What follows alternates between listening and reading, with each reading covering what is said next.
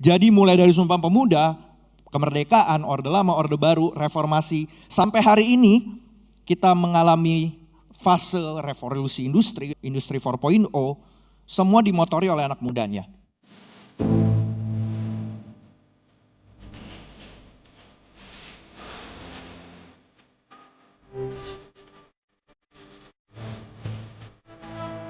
Transformasi sebuah bangsa selalu berawal dari anak mudanya, itu kami percaya. Jadi kalau kita menyaksikan perjalanan bangsa-bangsa di dunia, selalu ketika mereka memasuki setiap fase, setiap era, itu selalu diinisiasi atau dimotori oleh gerakan-gerakan oleh anak muda.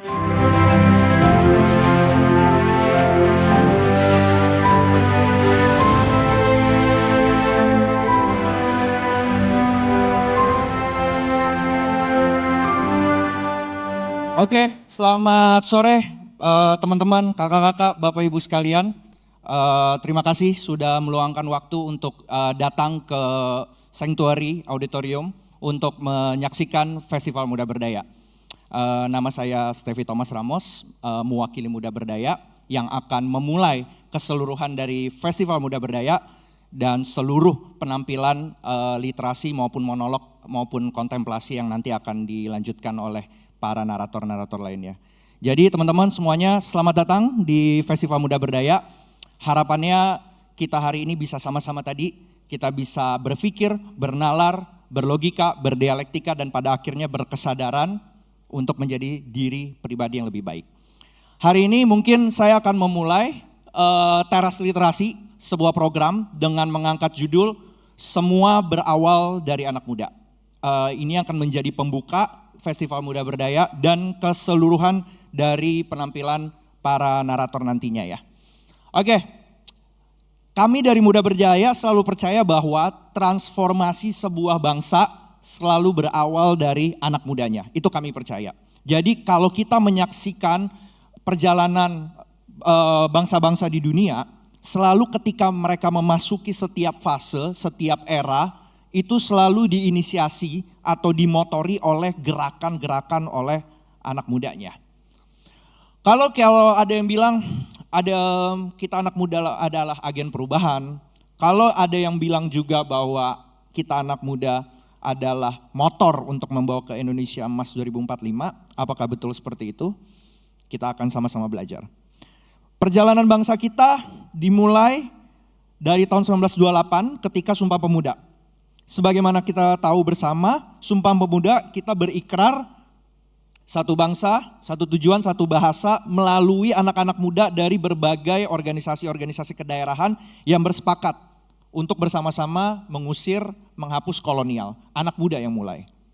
Ketika kita menjelang kemerdekaan, teman-teman, pasti juga karena gerakan anak muda yang mendesak Bung Karno dan Bung Hatta untuk segera memproklamirkan kemerdekaan, karena saat itu Jepang sudah hampir dikatakan menyerah tanpa syarat kepada sekutu. Anak muda lagi yang mulai. Ketika kita masuk ke era Orde Lama ke Orde Baru, di tahun 1966, anak muda juga yang memulai melalui gerakan Amanat Penderitaan Rakyat atau Ampera. Anak muda lagi yang memulai. Ketika era Orde Baru runtuh karena otoritarianisme dari Presiden Soeharto, anak muda juga yang mulai.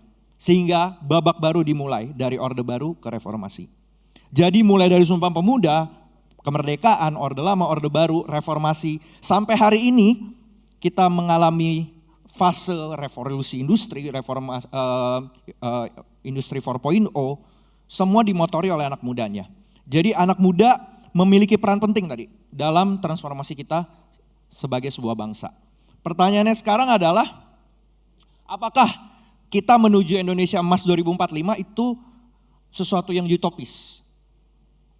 Kalau kita mau jujur, masih banyak problem yang kita lihat, kita alami, kita saksikan dalam kondisi realitas anak muda Indonesia hari ini. Kalau kita mau jujur, pertanyaannya dengan kondisi-kondisi permasalahan yang ada saat ini di masyarakat, kita saksikan di kiri kanan kita, mampukah kita menjadi sebuah negara maju nanti di 2045? Itu yang jadi pertanyaan kita sama-sama hari ini yang kita akan coba. Banyak sekali permasalahan terutama di realitas anak muda hari ini teman-teman. Mungkin yang saya catat di depan mungkin masih kurang. Mulai dari kesehatan mental, defisit literasi, rendahnya kecerdasan emosional dan relasi empati, penjajahan dalam pikiran diri sendiri, kecemasan, kekhawatiran akan tekanan-tekanan sosial dari luar yang menimpa diri kita, identitas yang sempit, cinta dan perbudakannya, dan sikap konformisme. Ini sekian banyak masalah yang mungkin aja salah satu dari kita mengalami. Atau mungkin teman kita, orang terdekat kita, atau mungkin juga bukan anak muda, tapi orang tua. Nah, pertanyaannya, ketika masalah-masalah ini ada dalam keseharian kehidupan kita, bisakah kita pelan-pelan untuk mencoba keluar dari permasalahan ini? Semua permasalahan ini akan dibahas oleh masing-masing narator yang nanti akan membawakan judul-judul literasi dan monolognya nanti. Saya akan coba fokus sesuatu yang ringan aja, sesuatu yang ringan yang mungkin gak seberat para narator lainnya. Saya akan mulai dari yang paling bawah, yang ringan, sikap konformisme. Kalau kita misalnya sikap konformisme ini ya, kita mulai, misalnya kita berkendara. Berapa banyak dari kita yang bawa motor, bawa mobil, yang masih sering melawan arah. Yang masih sering ketika lampu merah, lampu kuning, kita malah terus terobos. Hal-hal kecil, kalau saya selalu percaya bahwa hal kecil bisa menghasilkan hal besar. Jadi dari kita berkendara pun masih sangat belum membuktikan bahwa kita ini sudah menjadi seseorang yang berdaya. Karena ya kita saksikan apalagi di Jakarta ya teman-teman. Sangat chaos banget. Trotoar udah tahu dipakai buat pejalan kaki, masih dihajar buat kita naik. Kita udah belajar dari SD kalau lampu kuning, mestinya kita pelan-pelan untuk berhenti. Tapi lampu kuning kita malah naikin gasnya, kita terobos. Terus yang kadang-kadang yang mungkin saya juga alami ya, misalnya saya naik motor gitu ya. Saya berhenti di jalur yang tepat gitu. Tapi ada motor dari belakang, sering nggak teman-teman mungkin di sini ngalamin, kita udah berhenti di jalur yang tepat, tapi karena dia pengen lagi di depan, malah dia ngelakson kita. Justru ketika kita patuh pada peraturan, kita merasa bersalah oleh orang lain yang melanggar peraturan. Itu hal-hal yang jujur saya merasakan sendiri gitu. Ketika kita patuh, malah kita terbeban. Kita yang patuh, kita yang taat, malah kita yang terbeban oleh orang lain yang malah melanggar peraturan. Itu. Saya pernah naik motor, macet banget jalanan. Saya gak mau naik trotoar, tapi saya dikelaksonin oleh motor di belakang saya, buruan naik ke trotoar. Jadi terbeban. Kita yang taat peraturan, kok jadi kita yang terbeban. Mungkin banyak hal lain yang saya gak bisa sebutin. Ada paradoksial yang kita rasakan sekarang. Dari berkendara aja. Waktu terlambat. Ini hal yang paling ringan banget ya. Datangnya nanti aja udah pasti kok, yang lain pada telat. Hal kecil, waktu rapat misalnya. Baik rapat di kantor, di organisasi kampus, dimanapun. Udah mundurin aja, udah pasti pada telat. Jadi kita konformisme juga terhadap jam karet ini. Dari dulu. Kita konform, ya udah ini adalah kewajaran. Jadi kita menganggap ini normal jam karet. Kita konformim terhadap jam karet ini. Hal kecil. Korupsi. Ini juga terjadi. Kita menganggap sudah pasti biasa korupsi terjadi khususnya misalnya di institusi pemerintahan. Jadi kita menganggapnya biasa aja. Jadi korupsi ini menjadi sebuah konform lagi. Menjadi sebuah normalitas dalam kehidupan kita. Mode atau tren. Berapa banyak dari sini, terutama kita yang anak muda, kita tahu kita tidak nyaman, tapi kita tetap ikut dalam tren itu.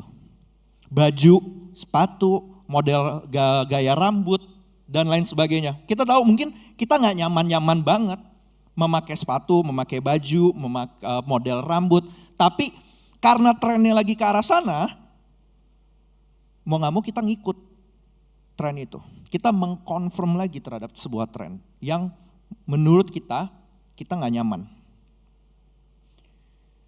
Mengapa manusia kita cenderung, mungkin nggak semua ya, cenderung menjadi makhluk hidup yang konformis? Pertanyaannya kita mulai dari situ. Karena filsafat mencoba mendekonstruksi dulu semua. Kita mulai dari nol dulu. Kita bertanya dulu kenapa kita sebagai manusia khususnya cenderung menjadi makhluk hidup yang konformis. Yang tadi berkendara salah kita terima. Suap menyuap wajar. Kenapa sih kita menjadi makhluk konformis? Yang pertama pasti kita pengen survive, kita ingin bertahan hidup. Itu kecenderungan makhluk hidup. Kita pengen bertahan hidup. Kalau kita nggak korupsi, kita akan tersingkirkan dari sistem. Mungkin teman-teman udah pernah mendengar. Kalau kita nggak ikut dalam praktek birokrasi yang suap menyuap, kita akan ketendang. Kita akan terasingkan. Kalau enggak, ya kita nggak bertahan hidup.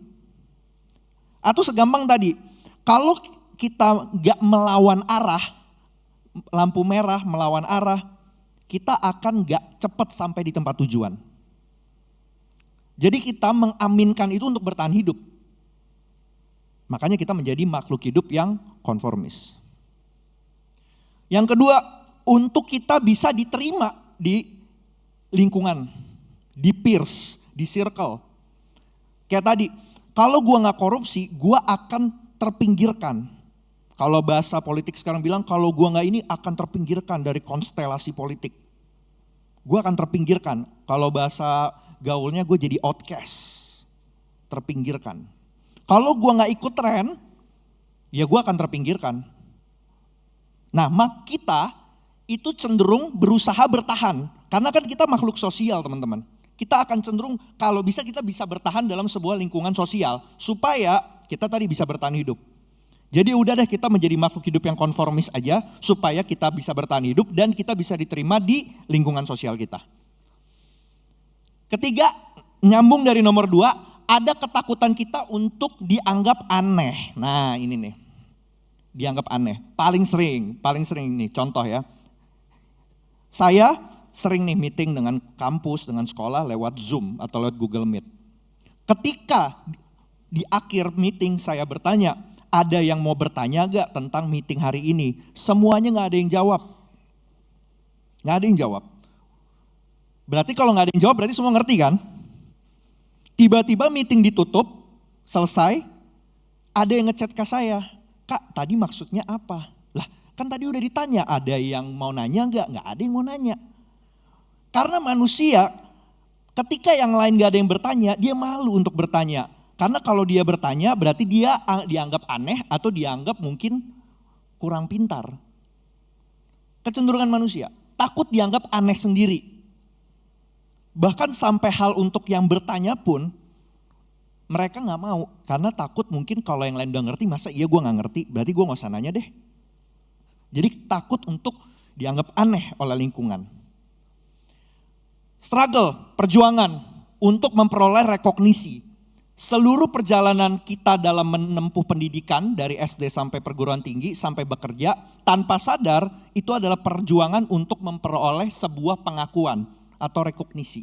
Minimal dari orang tua, dari orang tersayang, dari lingkungan. Kita ingin mengejar rekognisi, pengakuan bahwa apa yang kita lakukan dalam hidup itu diakui. Apapun itu, dari hal sederhana sampai hal paling sophisticated sekalipun. Jadi kecenderungan manusia adalah mencari rekognisi dalam hidupnya. Yang terakhir, ketidakberpikiran. Jadi maksudnya kalau ditanya ketidakberpikiran apa? Kenapa lo ngelawan arah? Ya gue juga gak tahu sih kenapa. Pernah gak kalian mengalami atau bertanya kepada diri sendiri atau orang lain, kenapa kalian melakukan itu? Gue juga gak tahu. Gue ngikut ngelakuin aja tanpa gue tahu alasannya apa. Gak berpikir, ketidakberpikiran. Kalian melawan lampu merah, gue juga gak tahu. Kayaknya gue udah ngelakuin ini udah terlalu lama sampai di titik gue juga gak tahu kenapa ngelakuin ini. Gak berpikir aja. Terakhir, masih ada banalitas. Ini sesuatu yang mungkin istilahnya mungkin gampang ya. Sesuatu kalau udah salah dan yang salah ini diulang-ulang puluhan tahun, sampai nggak bisa dibedakan lagi ini salah dan benar. Dia jadi banal. Kalau bahasa gampangnya jadi baal. Sekali lagi sesuatu yang salah, kayak misalnya tadi berkendara melawan arah. Udah dilakukan bergenerasi, bertahun-tahun. Akhirnya di satu titik kita nggak lihat lagi ini jadi salah. Karena sudah diulang-ulang dan menjadi sebuah kenormalan. Ini yang paling parah.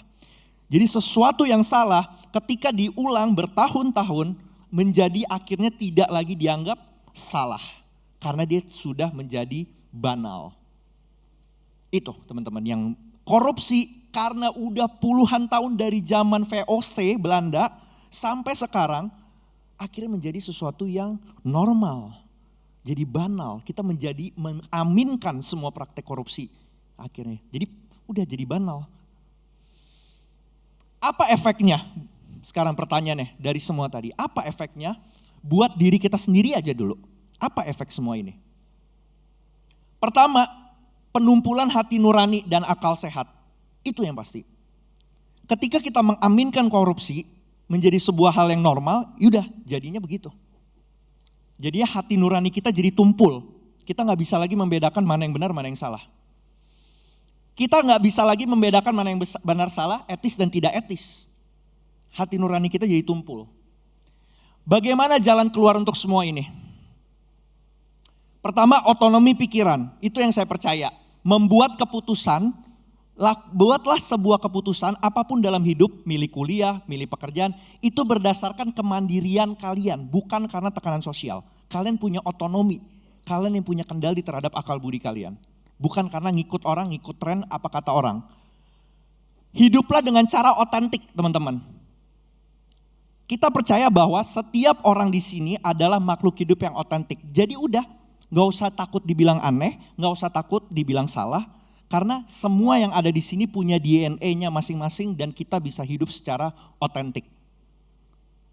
Yang ketiga, kembangkan rasionalitas. Mungkin nanti banyak yang akan bahas di sini, Pak Guru Gembul, Bante Dira, Pak Rocky Gerung dan segala macam.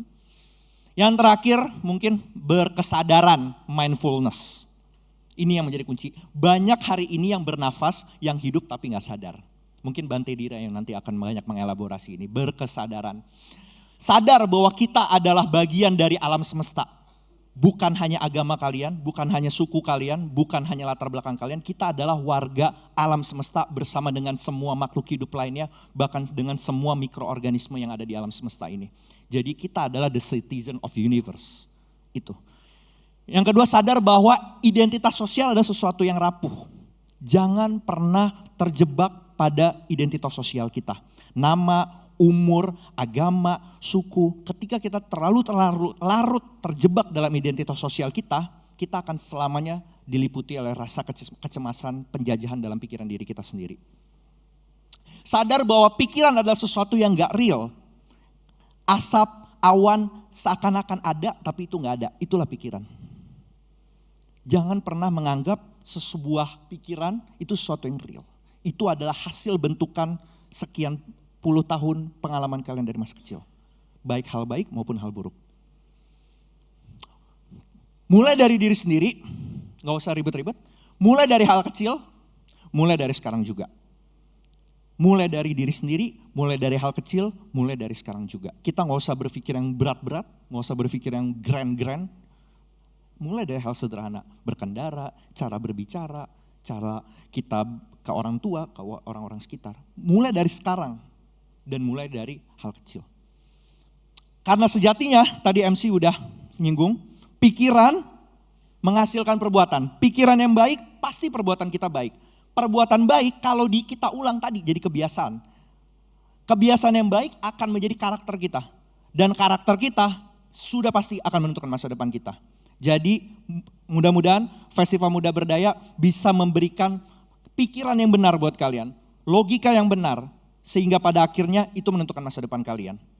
Itu udah rumus semua orang sukses, orang yang berkesadaran yang pernah ada di dunia kita ini. Terakhir teman-teman, semua berawal dari anak muda. Apa yang terjadi buat Indonesia ke depan, pemilu udah mau dekat, kita gak tahu Indonesia mau jadi apa. Tapi saya percaya anak muda yang berdaya adalah anak muda yang bisa berkontribusi untuk diri sendiri dulu, orang terdekat, sahabat, dan sampai ke bangsa dan negara ini. Itu aja dari saya. Nama saya Stevi Thomas. Terima kasih untuk waktu dan mendengarkan literasi ini. Mari menjadi anak muda Indonesia yang berdaya sejak muda.